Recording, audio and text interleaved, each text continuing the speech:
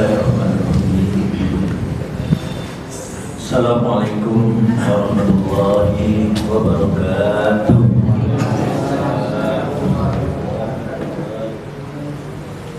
Alhamdulillahirabbil alamin. Wassalatu wassalamu ala rasulil karim habibina sayyidina Muhammadin wa ala alihi wa ashabihi wa man tabi'ahum bi ihsan ila yaumil qiyamah. Qala Rasulullah sallallahu alaihi wasallam, ad-du'a mukhul ibadah. Shadaqa Rasulullah wa nahnu ala dzalika minasy syakirin walhamdulillahi rabbil alamin. Alhamdulillah, kami persilakan untuk membuka surat Al-Imran ayat yang ke-42, 43, 45.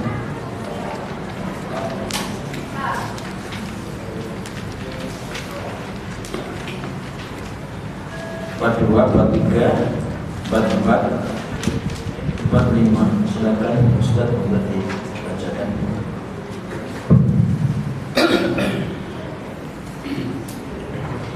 A'udzu billahi minasy syaithanir rajim. Bismillahirrahmanirrahim. Wa idh qalatil malaikatu ya Maryam innallaha astafak astafaki wa tahharaki wa astafaki ala nisa'il alamin. Ya Maryam qanuti li rabbiki wasjudi warka'i ma'ar raki'in.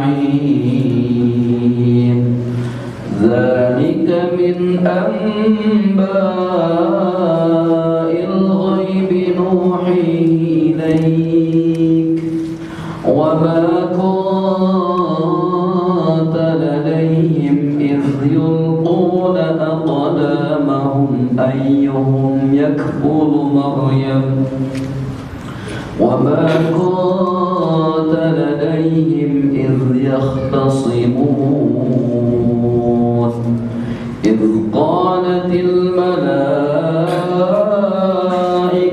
يا مريم إن الله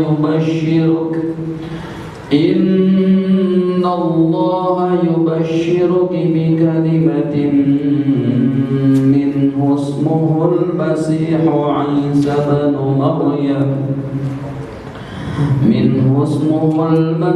عيسى بن مريم وجيها في الدنيا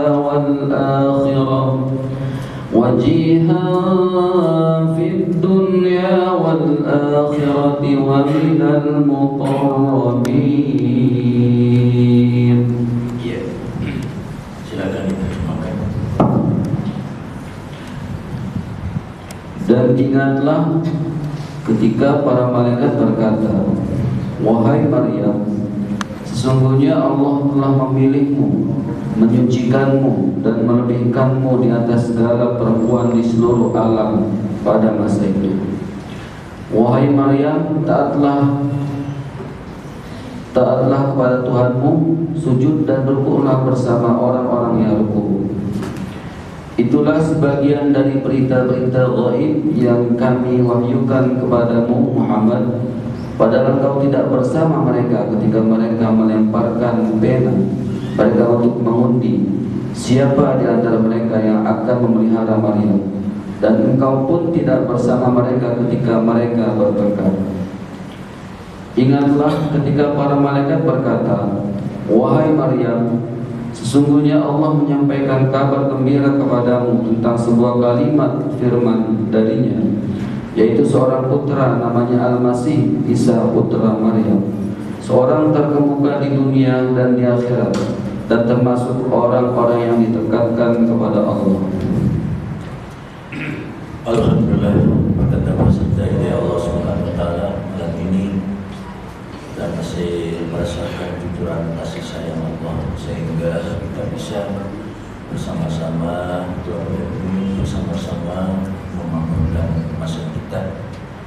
harapan kita. Semoga Allah melindungi kita semua.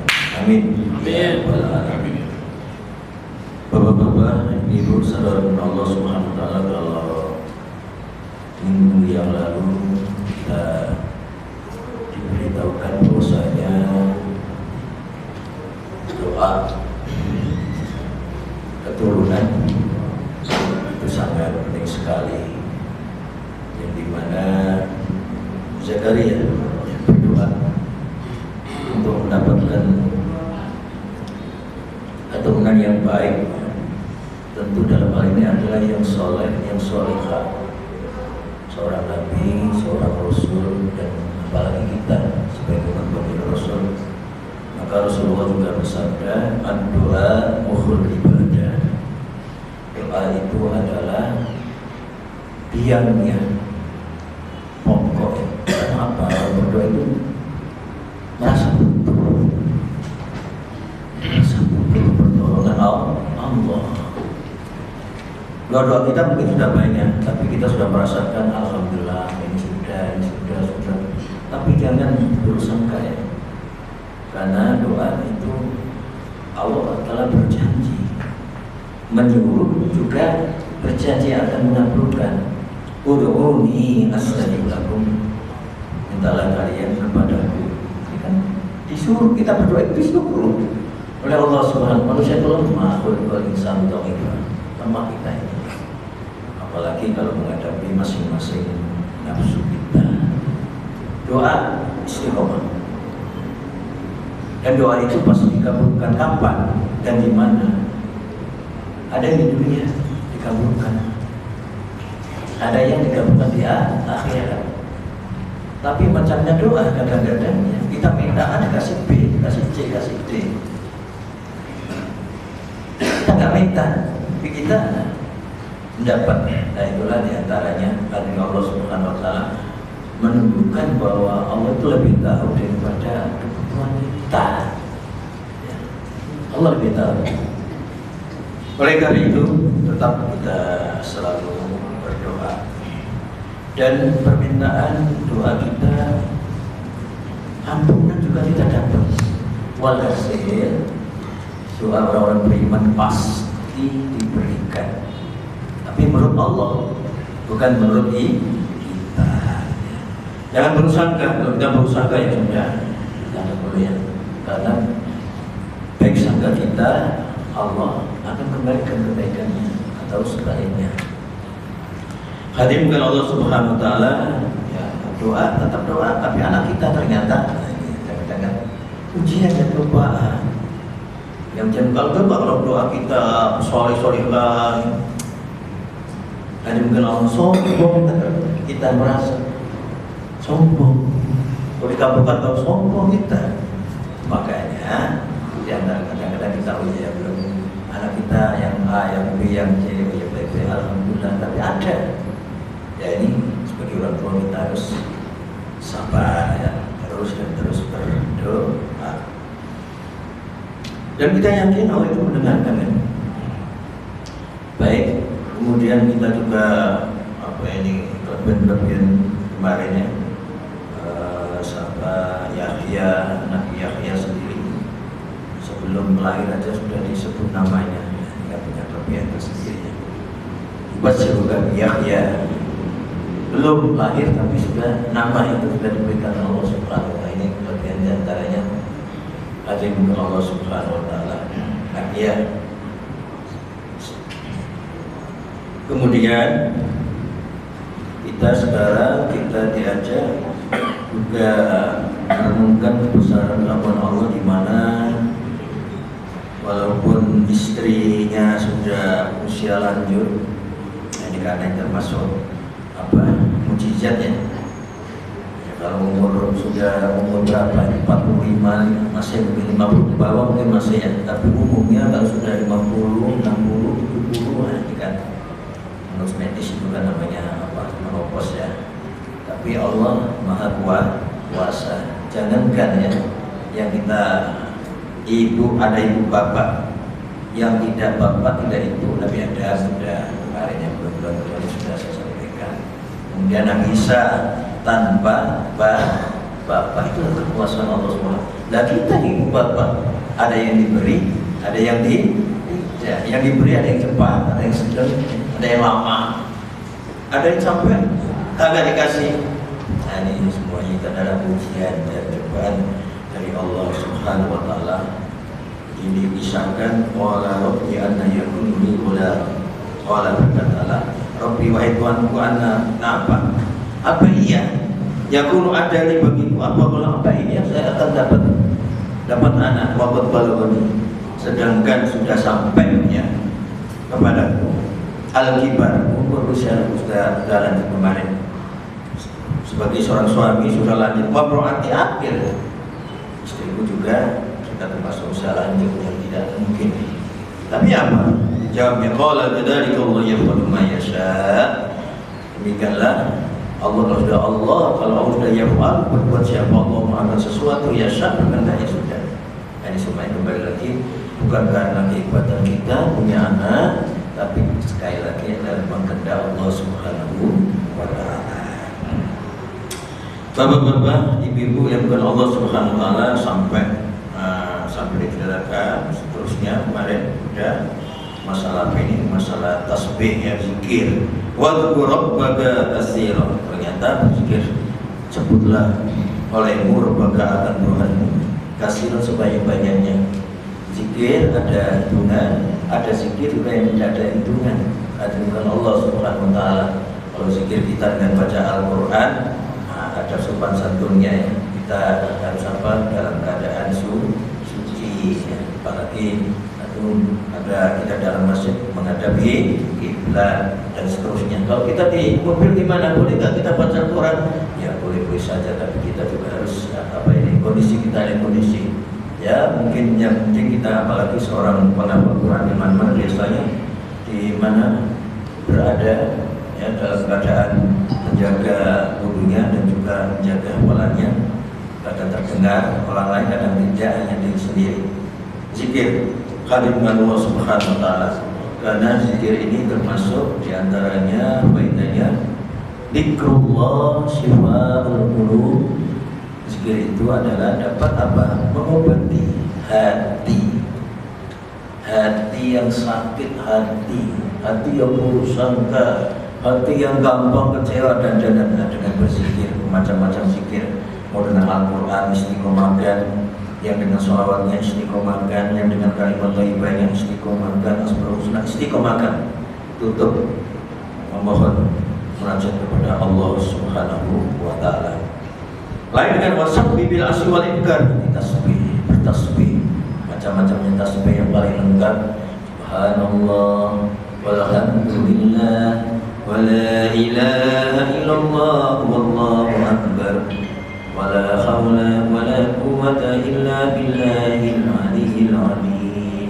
Semuanya subhanallah walhamdulillah wala ilaha illallah wallahu akbar. Wala haula wala quwwata illa billahil aliyyil azim. Tasbih juga punya keistimewaan masing-masing. Ada di dalam sholat, ada juga yang di luar sholat. Ada tasbih yang malaikat yang berkaitan dengan rezeki itu ada. Subhanallah wa bihamdihi subhanallahil azim astagfirullah. Ada istighfarnya. Subhanallah wa bihamdihi subhanallahil azim astagfirullah. Di ujungnya ada istighfarnya. Ini juga termasuk siapa yang baca tasbih pagi dan sore ya, Allah akan berikan apa? Di antaranya kalau kita pakai tasbihnya malaikat ini hadirkan Allah Subhanahu wa taala, maka malaikat yang sedang itu akan bermunculan dan juga akan mendoakan, dan Allah akan yang namanya rezeki yang bermacam-macam, di antaranya terkabul hajat kita. Subhanallah wa bihamdihi subhanallahil azim astagfirullah. Bapak-bapak, ibu-ibu kan Allah Subhanahu wa taala. Kita mulai dari ayat yang 42. Qalat dan tatkala berkata siapa al-malaika, ini malaikat bisa berkomunikasi. Ya Maryam, ini menunjukkan bahwa malaikat itu juga bisa berkomunikasi dengan manusia, tapi manusia tertentu ya, manusia tertentu tentu dalam ini para nabi, para rasul, dan termasuk ini adalah karomahnya usianya Maryam. Ya Maryam, wahai Maryam, innallaha, sesungguhnya Allah, sungguh Allah itu istofaki, memilih siapa Allah kepada engkau. Kasih tahu, Allah memilih. Ya Maryam, innallaha, sungguh Allah memilih kepadamu. Wa taharati, dan sungguh watahara, dan membersihkan, mensucikan siapa Allah kepadamu. Ini udah janji. Jadi manusia yang terpilih, manusia yang disucikan. Ini siapa? Maryam. Wastofaki, dan memberikan apa? Kelebihan. Siapa Allah kepadamu ala nisa'il alamin, terhadap ya, orang-orang kaum wanita di alam ini.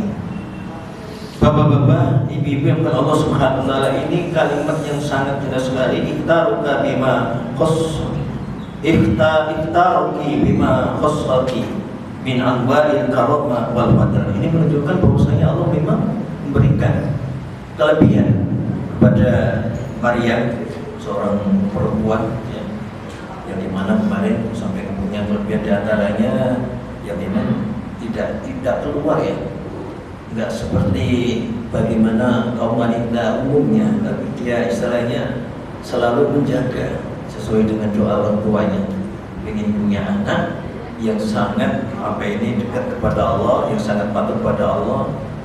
Maunya sih laki-laki tapi dikasih perempuan, tapi Allah nanti kasihkan lagi ya nanti cucu. Hadirin bukan Allah Subhanahu wa taala. Doa itu ya kembali lagi Allah yang punya. Di sini menunjukkan apa? Bahwasanya Maryam juga mendapatkan apa? Khusus karomah. Kalau mujizat itu kan hanya nabi, para rasul. Nah, karomah ini adalah orang yang mendapat karomah itu adalah semakin dekat, semakin taat patuh kepada Allah. Tanda-tanda orang yang mendapatkan karomah. Lain dengan istidrak, balikkan. Orangnya tidak taat patuh tapi dunianya kelihatan. Ya, menurut orang umum dimuliakan. Padahal pada biasa aja mungkin, bahkan kadang-kadang berbuat dosa. Nah, ini nama istidrak. Tapi hadirin Allah Subhanahu wa taala, istidrak itu juga berbahaya. Ada suatu saat kalau tidak bertobat, kadang-kadang Allah menjatuhkan lebih ke serendah-rendahnya. Bapak-bapak, ibu-ibu yang Allah Subhanahu wa taala, sebagaimana disahkan di dalam dalam riwayat.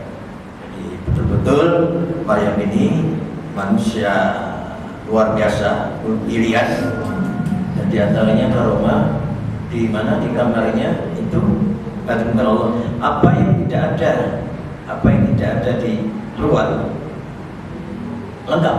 Dan katakan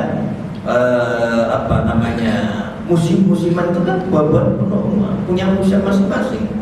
Ya, kalau kita buah-buahan itu kan punya musiman-musiman, tapi bagi Maryam ya Allah punya kelebihan karomah. Bapak-bapak, ibu-ibu yang Allah Subhanahu wa taala, lantas kenapa Maryam ini dipilih menjadi kaum wanita yang punya kelebihan? Nah, di sini katakan wataharati, sangat suci, tidak pernah disentuh oleh manusia ya. Tidak pernah disentuh, tapi Allah Subhanahu wa taala punya kuasa. Wataharati khalqan wa khuluqan, jadi betul-betul lahir dan batin secara fisik memang bersih suci. Wa khuluqan, akhlaknya ya, angkuli ma yuhibbu nisa wa tadaru minhunna, apa dialami oleh manusia ya, perempuan yang tidak baik dia tidak terjaga. Ini Siti Maryam. Kemudian hadirin Allah Subhanahu wa taala, dia wayabdu anna al-istifa asani ghairu al-awwal. Wal istifa asani di samping Nabi di samping Siti Maryam ini adalah manusia yang terpilih, juga dia menjadi lentahuna umat Nabi Isa, menjadi ibu Nabi Isa tanpa bapak. Tanpa bapak ini waktu kalau diceritanya dikisahkan situ kan macam-macam. Nggak pernah keluar, nggak pernah bergaul dengan manusia, kok punya anak ini di luar, kita nggak bisa. Kejadian Nabi Adam, saya teknologi nggak mampu, sama kejadian Nabi Isa juga nggak mampu ilmu pengetahuan. Yang bisa adalah ada ibu bapak. Kenapa? Pasangan ini punya keturunan, pasangan ini tidak punya, itu baru saya teknologi yang pengetahuan baru bisa hadirin diteliti. Mungkin bapaknya, suaminya, mungkin istrinya yang bermasalah. Tapi kalau kejadian Nabi Isa, kejadian Nabi Adam tak bisa. Bapak-bapak, ibu-ibu yang kalau inilah kekuasaan keagungan Allah Subhanahu wa taala. Oleh karena itu bersyukurlah yang diberikan keturunan, kita pun harus menyelamatkan ya ayyuhalladzina amanu qu anfusakum wa ahlikum nar. Jadi punya amanat, kita tetap juga menyelamatkan. Selamatkan diri bapak ibu sebagai pemimpin rumah tangga, dan uswah hasanah. Kalau ingin keturunan kita soleh solehah, ya bapaknya soleh, ibunya solehah. Tapi kejadiannya Nabi dan Nabi Rasul juga ada seorang Nabi Rasul tapi keturunannya tidak baik. Nah, kembali lagi, Allah mutlak hadi yang punya petunjuk. Kita sebagai bapak ibu kita doakan terus. Mungkin dengan keikhlasan bapak, keikhlasan ibunya, suatu saat Allah akan berikan hidayah kepada keturunannya. Ya maunya kita saya soleh semuanya, tapi pasti ada apa? Ujian. Nabi pun juga ada seperti kejadian anak Nabi Nuh. Ya, hadirin Allah Subhanahu wa taala, di antaranya apa? Gara-gara tidak beriman, tidak percaya, lebih percaya pada yang memusuhi bapaknya sehingga tidak diselamatkan. Walaupun secara gen ada keturunan, tetapi secara akidah tidak, makanya tidak salah. Itu salah satu contoh ya, bahwasanya hidayah itu mutlak ada di tangan Allah Subhanahu wa taala. Ini pentingnya kita doa dan doa terus untuk keturunan kita. Hadirin yang Allah Subhanahu wa taala, kemudian kita lihat bagaimana sosok Maryam ini punya kelebihan. Ternyata diantaranya, ya Maryam, wahai Maryam, ya Maryam, uknuti. Uknuti di sini artinya adini al-ibadata wa ta'ata li rabbik. Disuruh terus-menerus. Wahai Maryam, uknuti. Wahai Maryam, terus-teruslah. Istiqomalah, ya, istiqomalah kamu beribadah. Baik. Sudah mendapat apa? Li rabbiki, ibadah dan taat kepada Tuhan. Ini tidak sembarang. Makanya ada salah satu di antaranya tokoh sufi perempuan itu Rabi'atul Adawiyah. Ini kan pernah kita dengar kan? Rabi'atul Adawiyah, di mana dalam perjalanannya kehidupannya ya, hadirkan Allah Subhanahu wa taala dengan bertobat dan betul-betul akhirnya apa? Dekat dan dekat, sangat dekatnya kepada Allah Subhanahu wa taala, sehingga kadang-kadang ucapannya kadang-kadang ucapannya tidak dimengerti, bahkan ucapannya kadang-kadang seakan-akan bertolak belakang dengan syariat yang nyata, dunia nyata. Dan kalau Allah Subhanahu, suatu ketika seperti Rabi'atul Adawiyah itu diantaranya hadirin Allah Subhanahu wa taala pernah mendatangi makam baginda Rasul. Ya Rasulullah, bukanlah aku tidak cinta kepadamu, tetapi cintaku sudah saya berikan semuanya kepada Allah Subhanahu wa taala. Kayak seperti itu, saking ya kalau orang cinta kepada Allah sudah otomatis juga cinta kepada Rasulullah. Cinta kepada Allah, cinta akan rasa cinta. Sholatnya sebelumnya ya, seperti sholatnya kita yang kita lakukan ini. Ada yang mengatakan iya, ya, seperti kita sekarang ini ada diawali dengan takbir dan diakhiri dengan salam. Hadirin Allah. Tapi ada yang mengatakan zikir. Ada yang mengatakan doa. Karena doa artinya doa itu kan ini ya, memohon. Doa ya zikir antara ada zikir, ada sholat. Ini makna dalam bahasa yang sama, tetapi masing-masing punya. Kalau sholat itu adalah zikir yang paling lengkap. Doa juga. Makanya zikir yang paling lengkap adalah ketika seorang hamba itu sholat, ya kan? Lengkap. Baca Qurannya ya jelas. Enggak baca apa? Baca sholawatnya iya, istighfar iya, sholawat iya. Paling lengkap zikir yang paling lengkap adalah sholat. Kalau orang zikir kan belum tentu sholat, ya kan? Kalau semua. Tapi orang doa juga belum tentu. Arti iya, tapi masing-masing punya pengertian. Bapak-bapak, dihidupkan Allah Subhanahu dan beriwas juga. Kenapa di sini kok ibadah? Karena dalam ayat yang kita sering dengar adalah wa khalaqul jinna wal insa illa liya'budun. Jelas. Tidak menciptakan jin dan manusia illa liya'budun. Liya'budun di sini artinya para penguasa di antaranya yang kita. Ini ada kecuali mereka ibadah kepadaku. Tapi ada yang menafsirkan kecuali mereka yu'buduni, untuk mengesahkan, untuk mentauhidkan aku. Hadirin yang dilakukan arwah yang sering kita sebutkan ma'rifatnya, ma'rifatullah. Hadirin Allah, bertauhid kepada Allah Subhanahu wa ta'ala. Dan perintah sujud adalah perintah yang apa? Pertama enggak? Ketika Allah mengumpulkan para malaikat, hadirin, disuruh sujud dalam arti bukan sujud seperti kita ini. Dalam arti apa? Dalam arti takdim kepada Nabi Adam, semua sujud kan illa iblis. Wa itu malaikat sujudu li Adam wa sajadu, semuanya illa iblis. Hadimkan Allah Subhanahu wa ta'ala. Takdim, sujud takdim, penghormatan. Bapak-bapak, ibu-ibu yang dimakan Allah, itu kan perintah ibadah, perintah.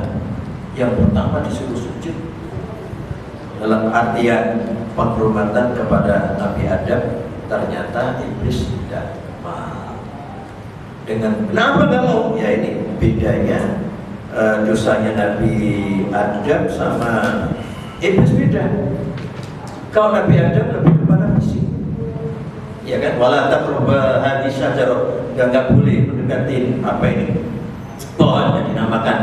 Nah, anak apa Sajaratul Khuldi ini kan yang beri nama itu sendiri kan si iblis. Sajaratul Khuldi, iblis tadi dengan Allah Subhanahu wa ta'ala. Oleh karena itu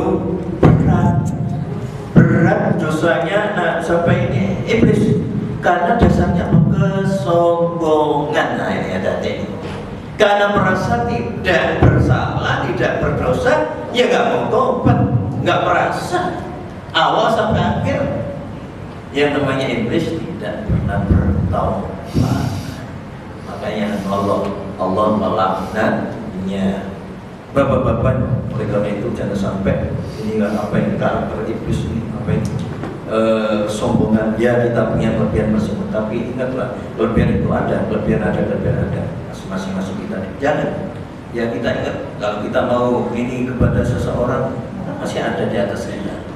Bapak, Ibu Allah Subhanahu wa ta'ala, kita memandang rendah kepada orang lain, Allah kan tahu. Maka yang baik lagi, kita sesama umat muslim, mobil khusus ya, punya kelebihan masing-masing, yang kekurangan pun ada. Bagi yang seiman, kita tetap dinamakan mendoakan dan meminta ampun. Bukan ini yang kita ada lupa.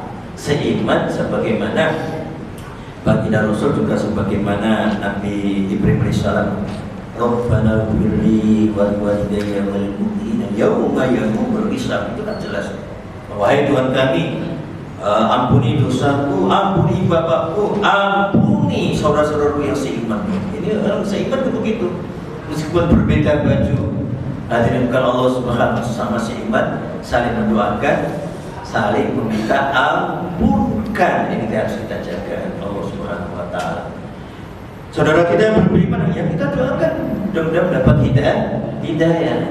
Ingat, Rasulullah itu menginginkan umatnya masuk surga semuanya. Itu Rasulullah, Nabi Muhammad menginginkan umatnya masuk. Kullu ummati yadkhulul illa, jelas. Semua umat itu akan masuk surga, kecuali siapa? Kafir yang tidak bertobat, masa kehidupan. Siapa lagi? Musyrik, tidak bertobat. Siapa lagi? Munafik. Ini sudah di apa? Itu yang tidak mau. Hadirin Allah Subhanahu. Maka sekali lagi Nabi Muhammad mengharap umatnya masuk surga. Lah kita ini kan sudah mengucapkan kalimat tauhid, alhamdulillah. Kita diberikan. Ya orang non-muslim aja yang masuk Islam dengan mengucap kalimat la ilaha illallah Muhammad Rasulullah, dosa hilang semua dihapus. Masya Allah. Ini kan Allah hilang semuanya. Sebagaimana waktu dilahirkan, baru nanti mulai. Dan kita dan Allah Subhanahu kita bertahlil, ya kita lakukan. Yang penting kita jaga, jangan sampai kita menyekutukan Allah. Yakin enggak kita nanti mangkana akhir kalamihi la ilaha illallah dakhala jannah. Kita yakin, kita sudah bertauhid kepada Allah Subhanahu wa taala. Baik sangka la ilaha illallah. Siapa yang la ilaha illallah bisa kadang-kadang diucapkan, kadang bisa yang bisa mengucapkan karena ini kan fisik, namanya penyakit kan bermacam-macam. Tapi ada juga yang tidak bisa. Tapi di artinya la ilaha illallah, keyakinannya la ilaha illallah. Husnul khatimah. Amin. Amin. Kita ini udah punya kalimat la ilaha illallah. Yang namanya dosa ya istighfar. Namanya manusia yang ada dosa, bertobat, banyak istighfar, baik sangka kepada Allah dan bukan Allah. Kalau Allah mengendaki semua makhluknya bertobat, nah ini kan mengendaki bertobat. Hadirin bukan Allah Subhanahu wa taala. Kalau Rasulullah mengendaki apa? Masuk surga. Bukan Allah Subhanahu wa taala. Makanya hadirin bukan Allah Subhanahu wa taala. Allah kadang-kadang juga apa? Kadang-kadang juga tersinggung. Kalau ada apa ini makhluknya yang kadang-kadang mengatasnamakan Allah, kadang-kadang saking jengkelnya kepada keluarga, kepada teman ya, sampai bersumpah, sumpahnya tidak baik lagi. Allah tidak akan mengampuni kamu. Loh kok atas nama Allah bersinggung? Kalau itu kan Maha Pengampun, Maha Penyayang. Sumpah serapah, hati-hati engkau, jangan sampai atas nama Allah. Hadirin yang dimuliakan Allah Subhanahu wa taala. Dan kita yang enggak gampang sih memberi maaf ya. Hanya orang-orang yang mengerti ilmunya. Ya salah ya maafkan, walaupun tidak kita maafkan enak. Ya, kita ini mau senang mau enggak kan tergantung kita. Maafkan enak, maafin, ya kan? Mau bermusuhan terus, ya sakit sendiri. Gitu. Dan sekali lagi kita adalah saudara seiman, saudara sebangsa dan saudara sesama manusia. Dan Allah yang punya hidayah. Ya semoga kita awal sampai akhir sujud, terutama sujud, masya Allah. Orang yang bukan bersujud kan ada cerita kisah dengan Allah Subhanahu. Ketika ada seseorang anak muda yang dimana ini pas sujud kemudian dengan kaki oleh orang lain, itu kan doanya nggak bagus. Nanti sampai bersumpah, ya dengan sumpahnya Allah tidak akan mengampuni kamu. Ya sedang apa? Walaupun dia sedang sujud, tapi dia atas nama Allah itu juga tersinggung dan bukan Allah. Jadi sekali lagi hadirin, Allah itu Maha Pengampun, Maha Pengasih, penyayang. Hadirin yang bukan Allah Subhanahu. Siapa yang pernah bersujud, masya Allah, yakin Allah akan mengasihi pada saat tertentu. Bisa, ya silakan ada dulu.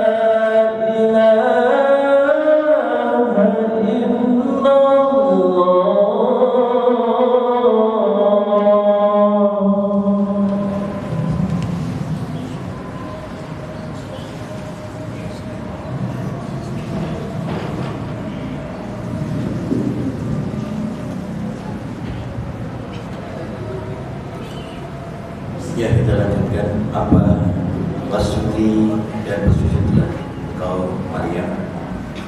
Dalam satu riwayat, siapa yang bersujud Allah akan naikkan, akan tinggikan derajatnya.